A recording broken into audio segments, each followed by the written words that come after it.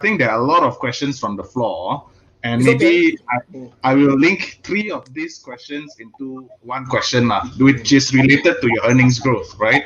So number one, Michael here is asking, right, that like in terms of your raw material, all right, a lot of people are actually quite concerned because the prices of petrochemicals are on the rise, right? So for instance, Michael is asking the oil prices are going up, and then Ashrin is asking aluminium. But I have a feeling that because you are more, I would say, is it, correct me if I'm wrong, but maybe tin prices are more relevant to your business. So the prices of tin also are like multi-year high, right? Yeah. And so I guess a combination of all these raw material questions, also kind of like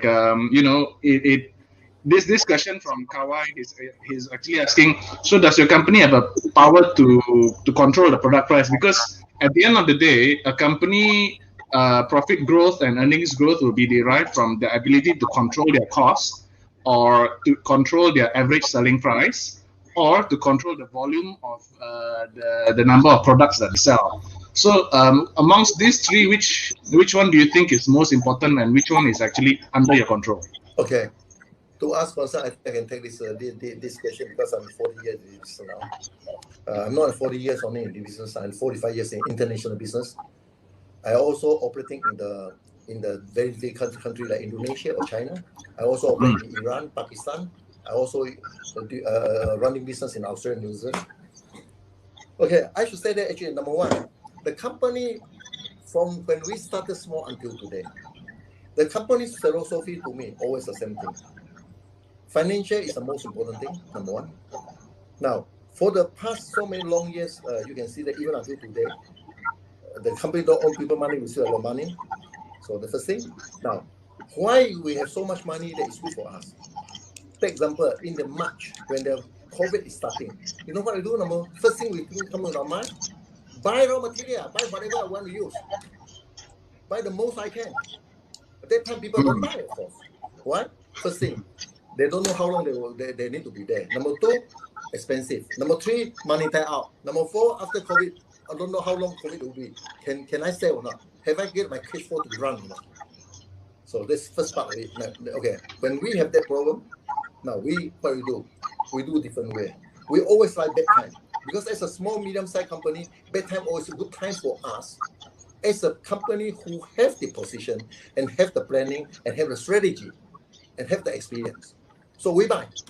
So when the after 45 days, Maida said, okay, you can apply to operate part of it. So we apply, then we do something.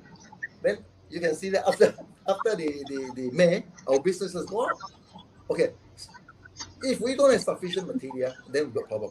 And even with sufficient material, my price come up. That's part of it.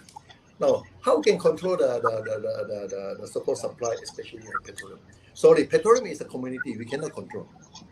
Okay, because that is the market price. Don't forget, if I buy that price, my commodities also buy the same market price. We are no different. Okay, but to us, we can have a little bit over it because what?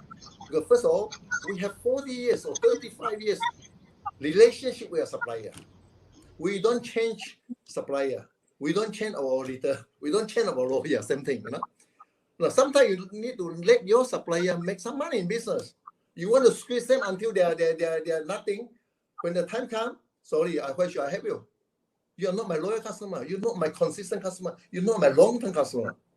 Okay, but when you have the good supply chain, you've proven that you are the trusted customer. You've proven that you can pay. You've proven that you are a good customer. Okay, when they want to supply to somebody, who they want to supply first? They supply to the customer who have long relationship, who have long trading relationship. They can pay. So that give us enough position. Now, third thing, as I mentioned, that when price coming out, of course, sometimes we also can't control because you cannot keep 1 year stock. So actually, your stock also in and out. So our price do affected. For instance, this year we already increased one time already. On February, we increased one time of our price. So last year, but we control ourselves. We don't do anything. But after COVID, actually the price is quite favorable. But unfortunately, after that, they come up from 30 over ringgit $30 over US dollar, now up to $70 per barrel of this so-called petroleum. One petroleum price come out, related the petroleum industry also coming up. Okay, so the first thing. Now, as far as steel and aluminum concerned, due to the demand concern, recently they increased about 30%. So from last year until now, actually they increased about 34% already, including this round. Okay. Now again, coming to the same thing. We have relationship. We can support them. They support us also. We also buy from somewhere else. Try to balance our price. This first thing. Second thing, our competitor also same thing. They buy the same price as me, as I said.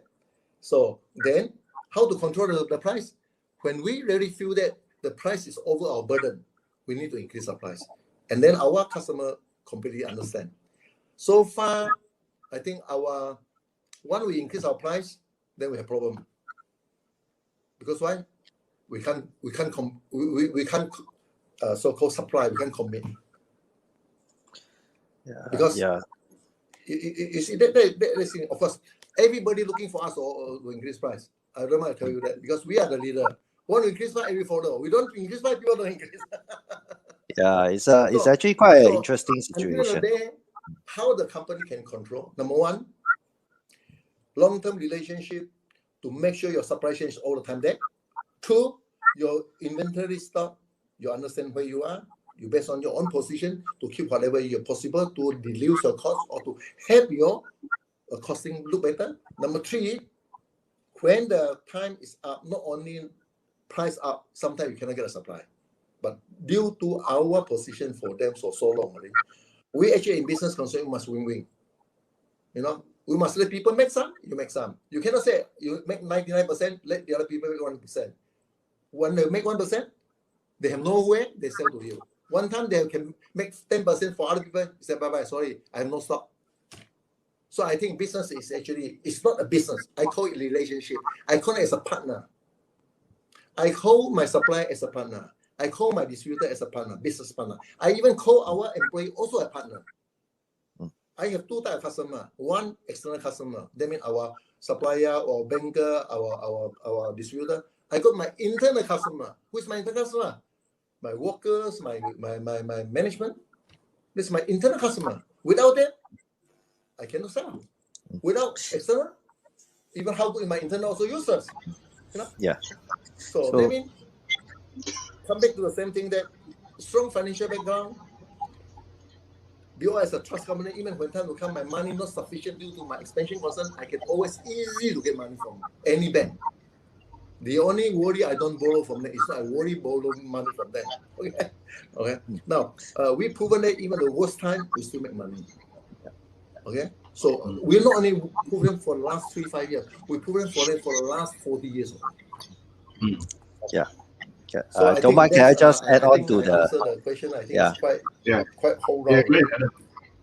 Don't mind, I just round out a bit of just top up a bit of the answers because I actually have some answers I wanted to give to Ming Teh and also to Rodney just now, because one of the questions just now was asking is about how do we keep the people with us.